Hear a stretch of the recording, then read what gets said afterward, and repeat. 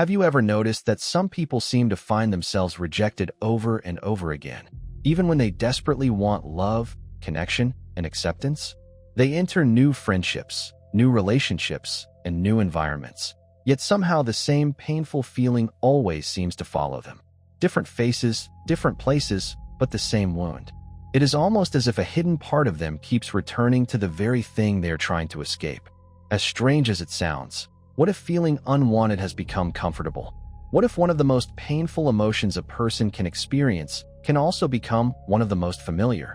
Most people assume that happiness comes from pleasure and pain should naturally be avoided. But human psychology is rarely that simple. The mind does not always seek what is healthy.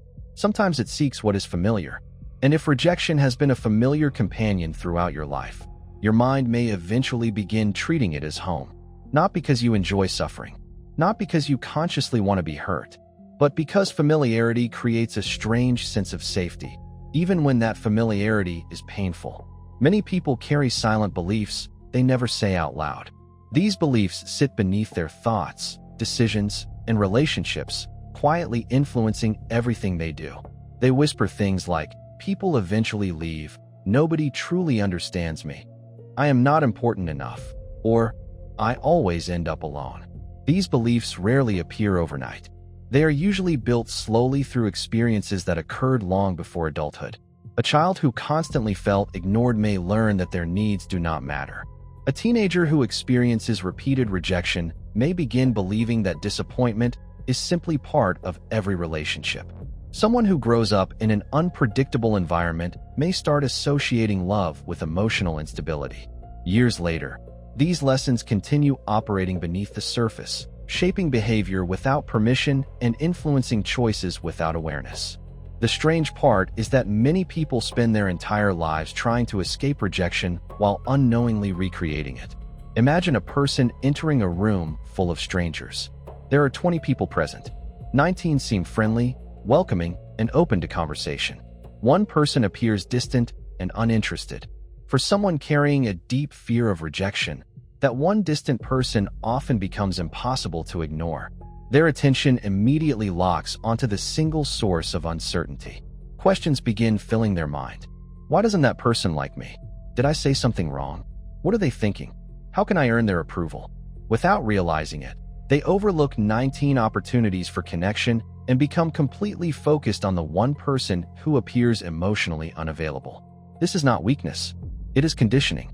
The brain is constantly scanning for patterns it already knows. And if rejection has been a major part of your emotional history, your attention becomes highly sensitive to signs of exclusion. The fear of rejection often creates the very rejection people are trying to avoid. Someone who expects rejection may become quiet around others. They may hide parts of their personality, avoid expressing opinions, and constantly monitor how they are being perceived. To them, these behaviors feel protective. They believe they are reducing risk. In reality, they may be creating distance. Other people sense hesitation, uncertainty, and emotional walls. Conversations remain shallow. Relationships struggle to deepen. Opportunities for genuine connection begin slipping away. Eventually, the person looks at the outcome and says, "See, nobody wants me." What they fail to recognize is that part of the rejection they experienced was shaped by the invisible armor they were wearing.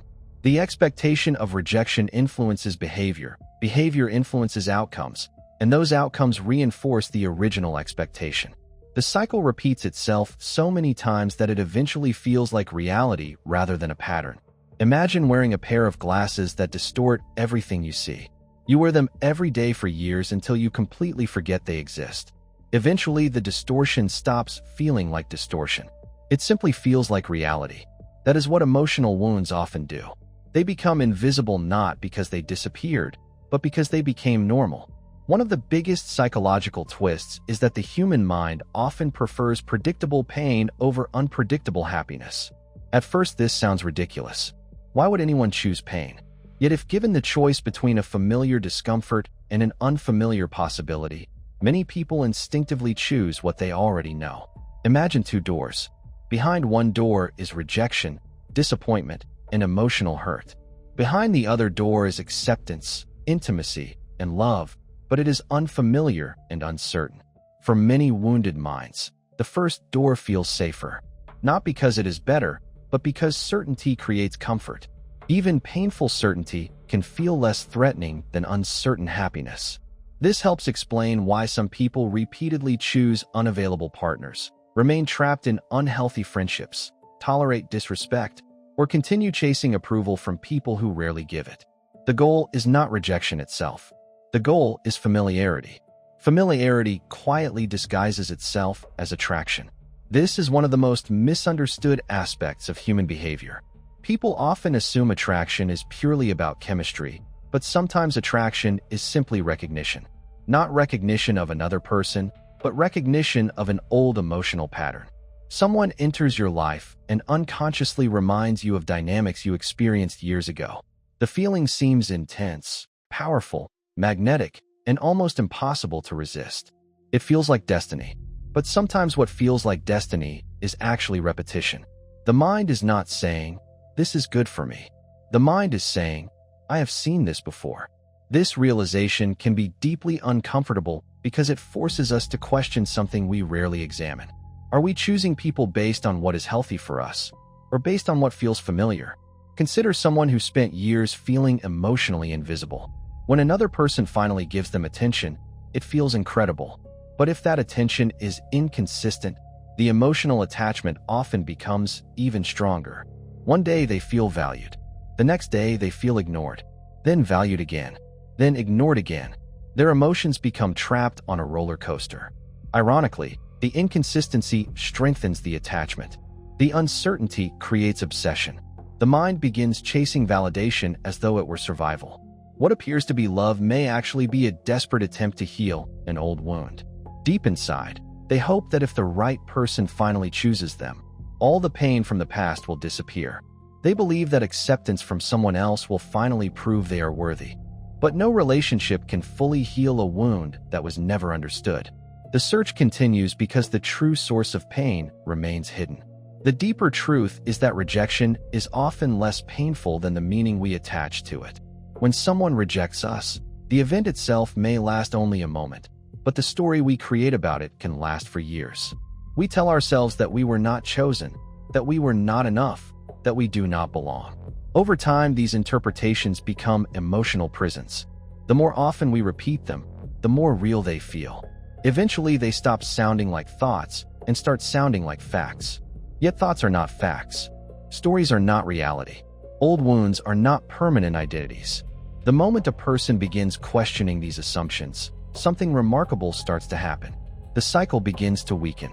Awareness is where transformation begins. Not confidence, not motivation. Awareness. Once people start noticing their patterns, they begin seeing things they never noticed before. They notice who they chase. They notice who they avoid. They notice how often they seek approval and how quickly they assume rejection. For the first time, they stop reacting automatically. That pause changes everything. Imagine walking through a forest on the same path every day for years. The path becomes easy and automatic. Creating a new path requires effort. At first, it feels unnatural. The old path keeps pulling you back. But every time you choose differently, the new path becomes stronger. The same is true psychologically. A person who expects rejection can learn to tolerate acceptance. A person who constantly seeks validation can learn to validate themselves. A person who feels unwanted can learn that belonging is not something earned through suffering. One of the most powerful shifts occurs when people stop asking, "Why does nobody want me?" and start asking, "Why am I giving so much power to being wanted?" That small change in perspective can transform an entire life.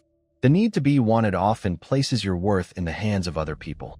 Your value rises and falls based on their attention, approval, affection, and choices. This creates emotional dependency. True freedom begins when worth is no longer negotiated through external validation. It begins when acceptance is no longer treated as proof of value and rejection is no longer treated as proof of inadequacy. Another person's inability to recognize your worth does not erase your worth. The sun remains the sun even when hidden behind clouds. Its existence does not depend on being seen. Neither does yours. Perhaps the greatest lesson hidden inside all of this is that the opposite of rejection is not acceptance. The opposite of rejection is the end of self-abandonment. Many people reject themselves long before anyone else has the chance to.